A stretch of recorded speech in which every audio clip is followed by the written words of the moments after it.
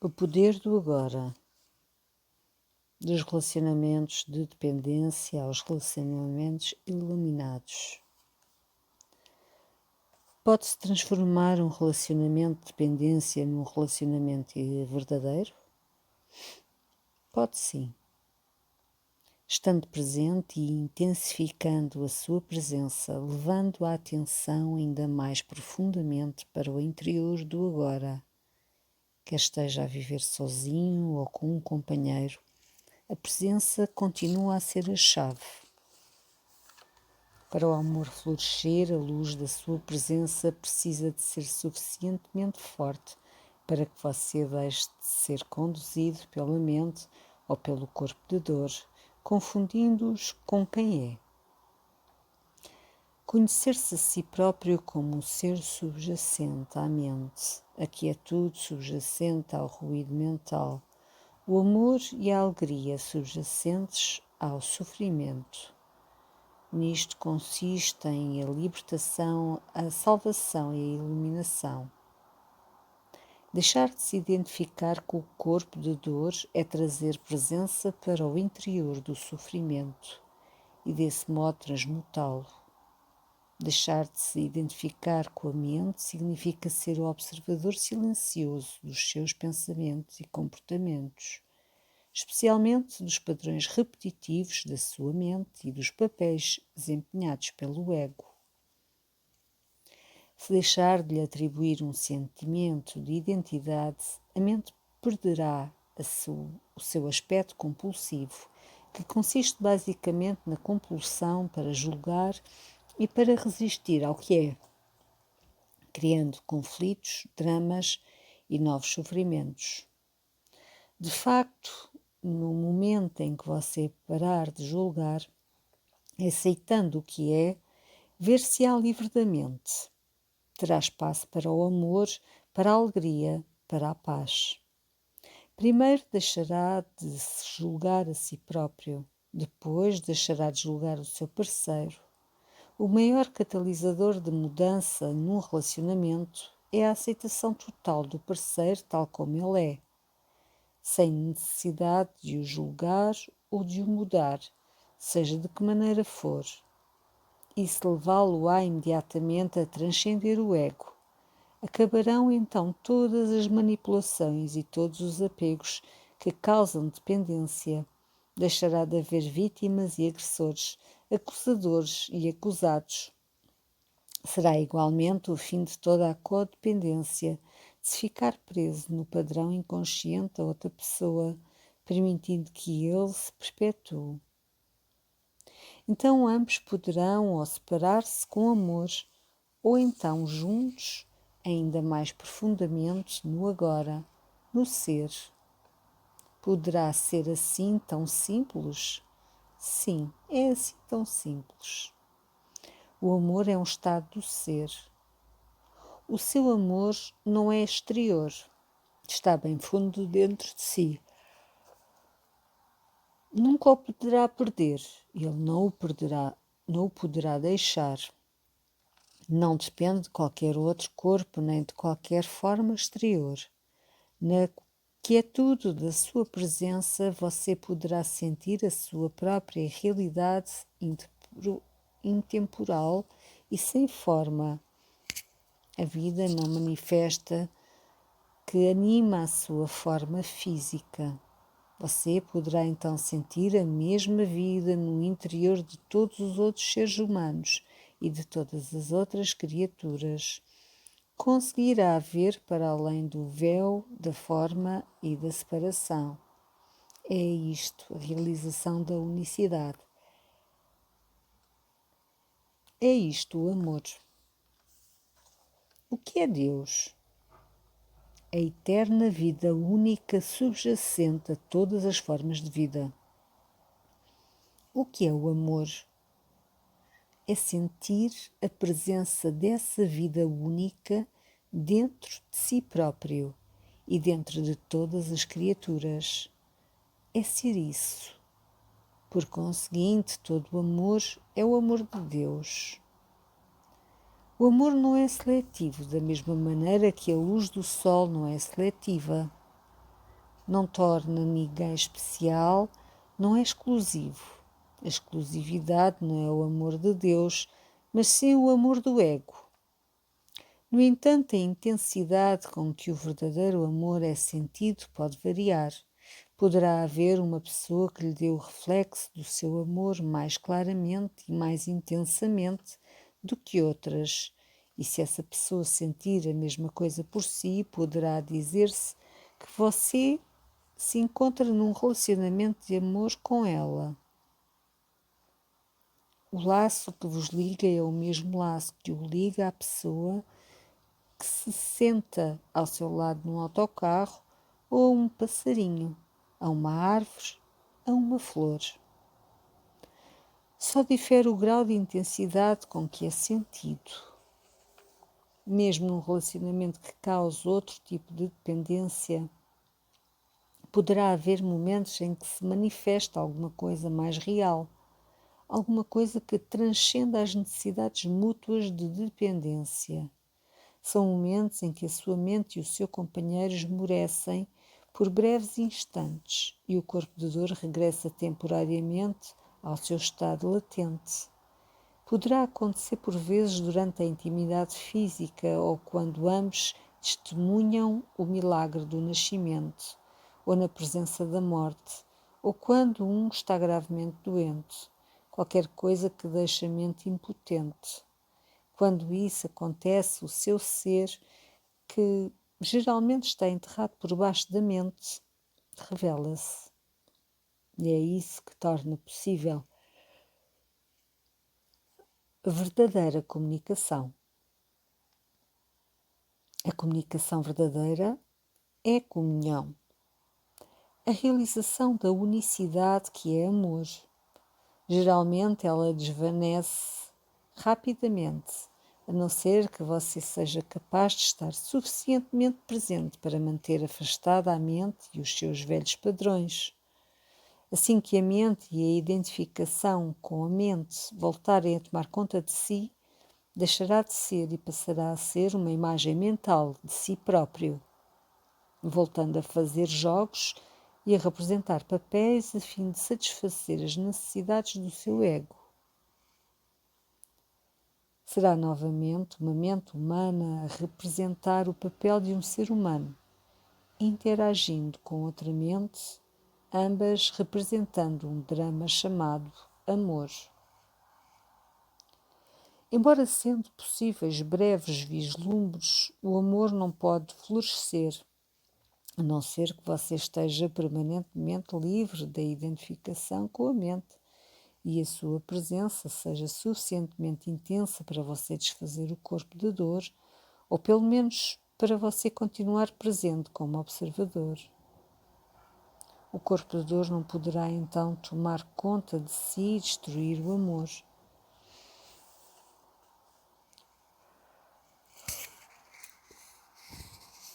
Os relacionamentos como exercício espiritual. À medida que o modo egóico da consciência e todas as estruturas sociais, políticas e económicas que o criaram entram na fase final da sua decadência, os relacionamentos entre homens e mulheres refletem o profundo estado de crise em que a humanidade se encontra. E como os seres humanos se têm vindo a identificar cada vez mais com as suas mentes, muitos dos relacionamentos não se enraizam no ser e, por isso, transformam-se numa fonte de sofrimento e são dominados por problemas e conflitos.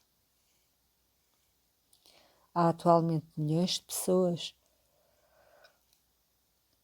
que vivem sozinhas ou são pais solteiros, incapazes de estabelecer um relacionamento íntimo, ou não querem repetir o drama de relacionamentos anteriores.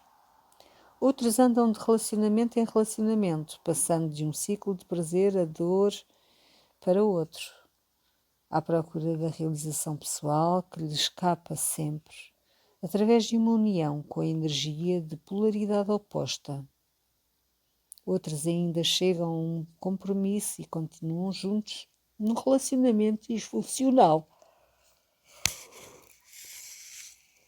em que prevalece a negatividade por causa dos filhos ou da segurança por força do hábito, por medo de ficarem sós ou por qualquer outra razão mutuamente benéfica, ou mesmo devido a uma dependência inconsciente da excitação do drama e do sofrimento emocionais.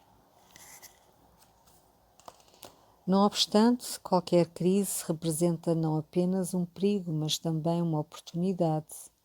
Se os relacionamentos incutem energia à mente egoica, fortalecem os seus padrões e ativam o corpo de dor, como acontece nessa altura, porque não aceitam este facto em vez de tentar escapar-lhe, porque não cooperam com ele em vez de evitar os relacionamentos e continuar a perseguir o fantasma de um parceiro ideal como resposta aos seus problemas e como um meio de se sentir realizado. A oportunidade que se esconde dentro de cada crise não se manifesta antes de todos. Os factos de uma dada situação serem reconhecidos e plenamente aceitos. Enquanto você os recusar, enquanto lhes tentar escapar ou desejar que as coisas sejam diferentes, a janela da oportunidade não se abrirá e você ficará prisioneiro dessa situação que continuará a ser a mesma ou se deteriorará ainda mais. O reconhecimento e a aceitação dos factos trazem consigo um certo grau de libertação dos próprios factos. Por exemplo, quando você sabe que há desarmonia e se agarra a esse saber, através desse seu saber surge um fator novo que poderá vir a combater a desarmonia. Quando você sabe que não está em paz, esse seu saber cria um espaço de quietude que rodeia a sua ausência de paz num abraço de amor e ternura e depois a transmuta em paz. No que diz respeito à transformação interior, não há nada que possa fazer. Você não se pode transformar a si próprio e certamente não pode transformar o seu parceiro ou qualquer outra pessoa. Tudo o que pode fazer é criar um espaço para a transformação aconteça, para que a graça e o amor entrem na sua vida. Portanto, alegre-se sempre que o seu relacionamento não funcionar, sempre que ele revele a loucura que há em si no seu parceiro. O que era inconsciente estará então a ser trazido para a luz. É uma oportunidade de salvação. Em cada momento agarre-se àquilo que sabe desse momento, particularmente ao que sabe do seu estado interior. Se houver cólera, reconheça que há cólera. Se houver ciúme, uma atitude defensiva, um impulso para discutir, uma necessidade de ter razão, uma criança interior a exigir amor e atenção, ou um sofrimento emocional de qualquer espécie, seja o que for, reconheça a realidade desse momento e agarre esse saber. O relacionamento torna-se então o seu sadhana, o seu exercício espiritual. Se observar um comportamento inconsciente no seu parceiro, envolva-o no amor do seu saber, para que você não reaja a esse comportamento. A inconsciência e o saber não podem coexistir por muito tempo, mesmo se o saber estiver apenas na outra pessoa e não naquela que está a ter um comportamento inconsciente. A forma de energia que reside por trás da hostilidade e da agressividade acha absolutamente intolerável a presença do amor. Se reagir, seja de que forma for, à inconsciência do seu parceiro, você próprio se torna inconsciente. Mas se lembrar então de reconhecer a sua reação, nada estará perdido. A humanidade encontra-se sob uma grande pressão para evoluir, porque é a nossa única oportunidade de sobrevivermos como raça. Isso afetará cada aspecto da sua vida, particularmente o aspecto dos seus relacionamentos íntimos. Nunca os relacionamentos foram tão cheios de problemas e de conflitos como agora. Como terá já provavelmente notado, eles não existem para o fazerem sentir-se feliz ou realizado. Se continuar a perseguir a salvação através de um relacionamento, ficará desiludido vezes sem conta. Mas se aceitar que o relacionamento existe para o tornar consciente em vez de feliz, então o relacionamento oferecer-lhe-á a salvação e você estará a entrar em sintonia com a consciência mais elevada que está a tentar entrar neste mundo. Para aqueles que se agarram aos velhos padrões, haverá sofrimento, violência, confusão e loucura crescentes. Suponho que é necessário que ambos os parceiros se esforcem para transformar um relacionamento num exercício espiritual, como sugere. Por exemplo, o meu companheiro continua a exibir os seus velhos padrões de ciúme e repressão. Chama-lhe a atenção muitas vezes, mas ele é incapaz de o ver. Quantas pessoas não são precisas para fazer da sua vida um exercício espiritual? Não se preocupe se o seu companheiro não cooperar. O bom senso, a consciência só poderá vir a este mundo através de si. Você não tem de esperar que o mundo se torne sensato ou que alguém se torne consciente para poder ser iluminado. Caso contrário, teria de esperar para sempre. Não se acusem um ao outro de serem inconscientes. No momento em que você começa a discutir, identifica-se com uma posição mental e passa a defender não só essa posição, mas também a sua sensação de eu. O ego assume o comando. Você torna-se inconsciente. Às vezes poderá ser conveniente chamar a atenção do seu parceiro para certos aspectos do seu comportamento. Se estiver muito atento, muito presente, poderá fazê-lo sem envolver o ego, sem culpar, acusar ou fazer o outro sentir que não tem razão. Se o seu companheiro se comportar inconscientemente, evite emitir qualquer juízo de valor. Julgar só serve para confundir o comportamento inconsciente de alguém com a pessoa que esse alguém é, ou então para projetar a sua própria inconsciência numa outra pessoa e identificá-la com isso. Evitar julgar não significa que você não reconheça a disfunção e a inconsciência quando as vê. Significa mais ser o saber do que ser a reação e o juiz. Ficará então totalmente livre de reação, ou então reagirá e continuará a ser o saber, o espaço onde a reação é observada e onde lhe é permitido ser. Em vez de lutar contra as trevas, você fará entrar a luz.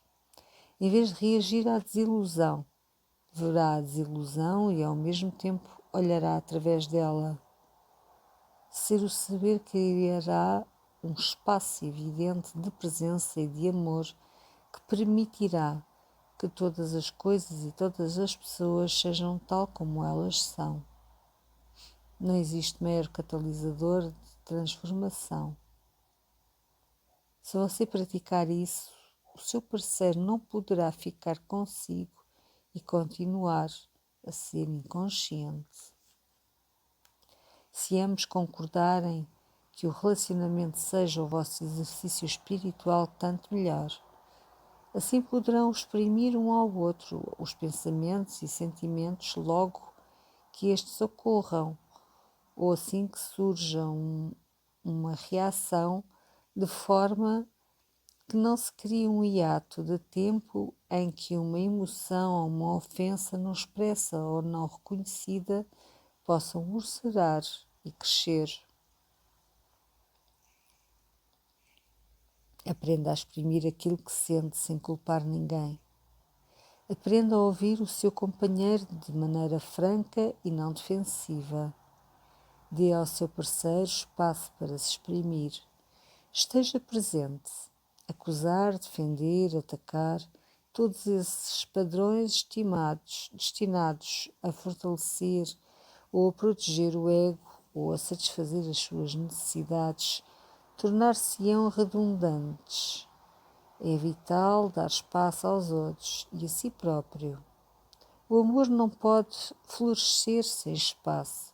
Se você remover os dois fatores que destroem os relacionamentos, se o corpo de dor for transmutado e você deixar de se identificar com a mente e com posições mentais, e se o seu parceiro fizer o mesmo, sentirá a felicidade de ver o seu relacionamento a florescer. Em vez de espelharem o sofrimento e a inconsciência um do outro,